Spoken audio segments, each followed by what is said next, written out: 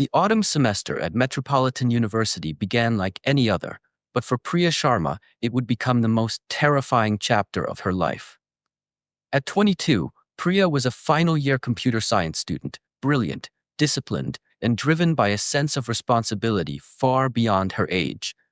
She had traveled from India to the United States on merit alone, carrying with her the sacrifices of parents who had given up everything so she could chase a future they themselves never had. Aware of what was at stake, Priya lived cautiously. Parties, late nights, and careless choices had no place in her routine. Her world revolved around classes, the library, and study groups. Everything changed on a quiet Tuesday afternoon in October when she met David Mitchell in the university library. He was friendly, confident, and intelligent, a computer engineering student who seemed genuinely interested in her work. What began as a short discussion about algorithms quickly turned into long conversations about technology, internships, and future ambitions. David was thoughtful and respectful, never crossing boundaries, and over time, their connection deepened.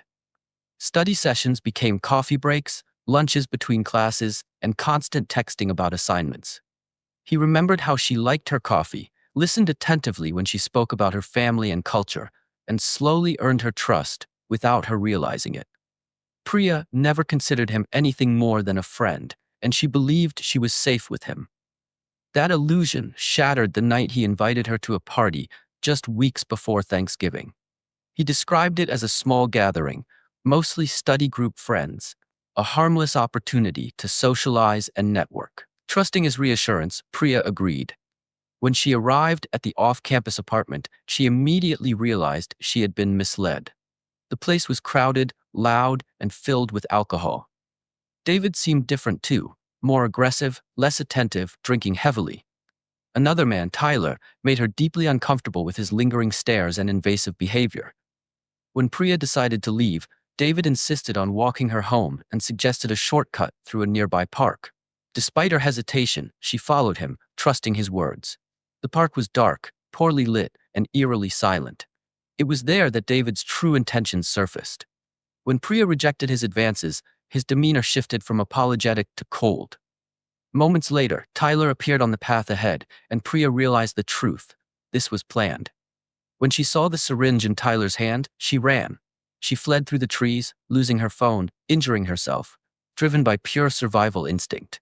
She hid briefly inside a maintenance shed, overhearing them discuss a van, rope, and waiting for her to come out. Refusing to surrender, Priya escaped through a hidden door and ran toward the campus lights. Just yards from safety, one of them grabbed her, but she fought back, screamed for help, and reached campus security.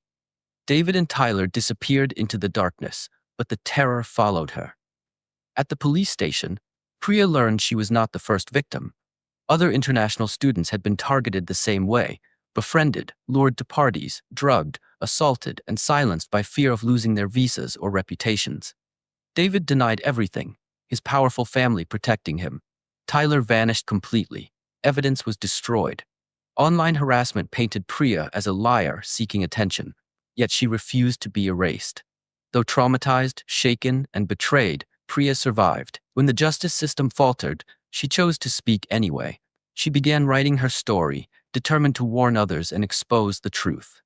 Priya was no longer prey. She was a survivor, and she would not be silenced.